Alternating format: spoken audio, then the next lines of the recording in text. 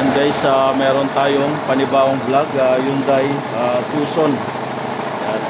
So ang vlog natin ngayon ay dito. So napakaingay ng andar niya.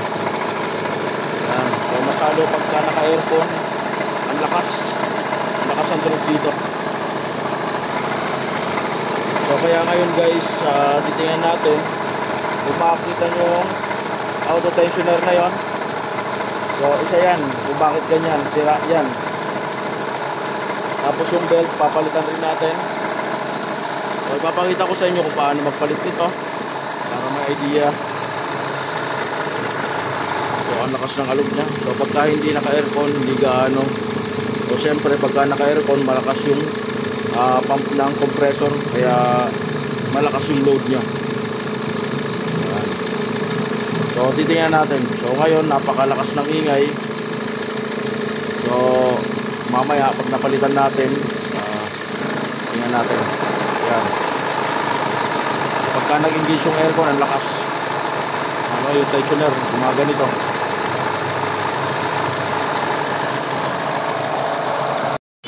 Yan guys, nandito na tayo sa ilalim. So tinanggal ko yung cover. So ito yung auto tensioner niya. Ito yung tatanggalin natin. Tapos itong belt. Yan. So hatake lang natin to. Tapos lalagyan natin ng lock dito para hindi na tayo mahirapan. Sige, hatake mo.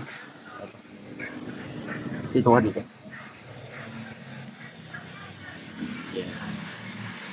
Okay. Di pa. Di pa. Di pa. Di pa. Di pa. Di pa.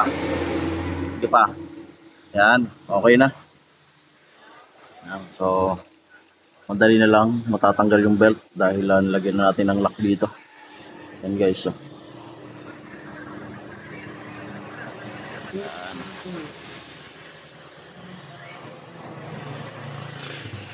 Pwede lang tanggalin to.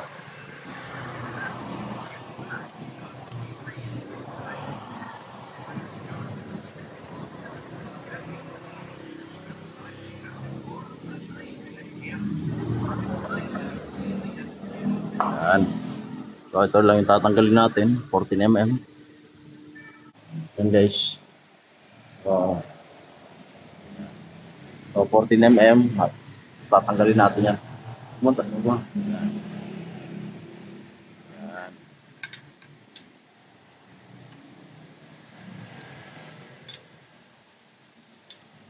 So napakadaling gawin dito sa baba.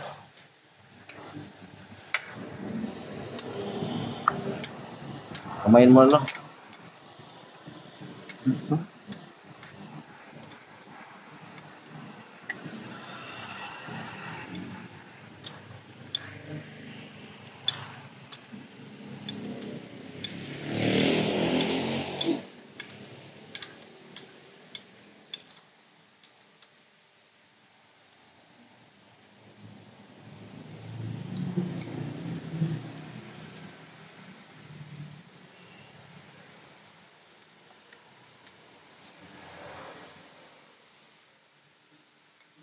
Medyo maganit.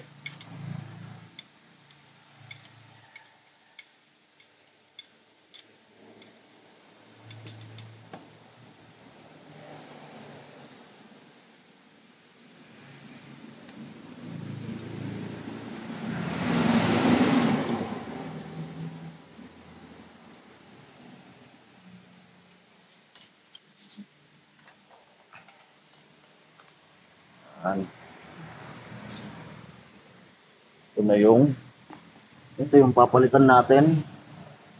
So ito yung pamalit natin. Ayan. Original.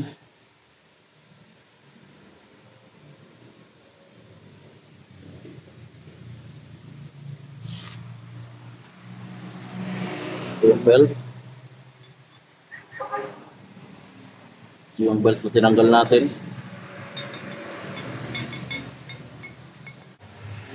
So, ikakabit na natin to.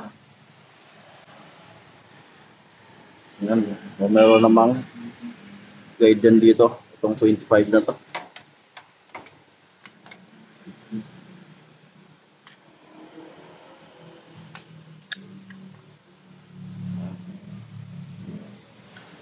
Ulit. Tingnan mo muna. Kamay.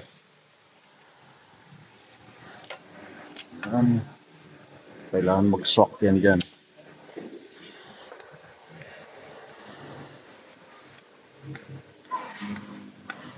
Ratchet. Tapos ka siya.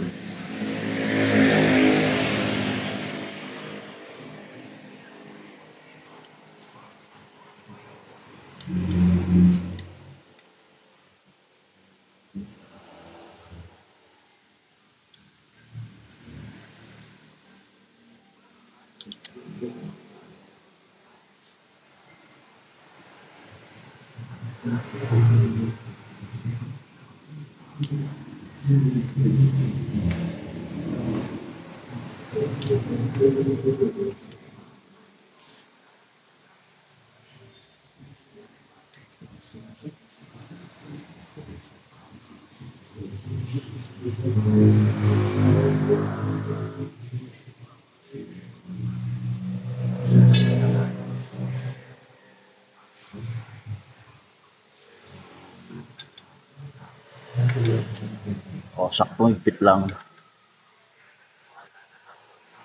Yan. Okay na. So, ikakabitan natin yung belt. Ayan guys, ito yung diagram natin. So, para hindi lang makalimutan yung paikot-ikot ito. So, okay na yung pagkaikot-ikot niya. Yan. So, tatanggalin na lang natin to para tumension na siya. Yun guys, okay na. So, nag-tension na siya. So, masusubukan na natin to pagka pinaandar natin kung mawala ba yung tunog niya.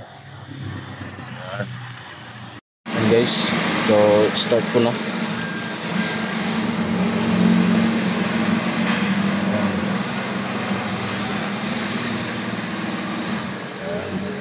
Maandar na yan. So, subukan kong aircon. So, tingnan natin dun sa labas kung tutunog pa rin. Ayan guys, okay na. So, normal na yung tunog niya. Naka-aircon yan.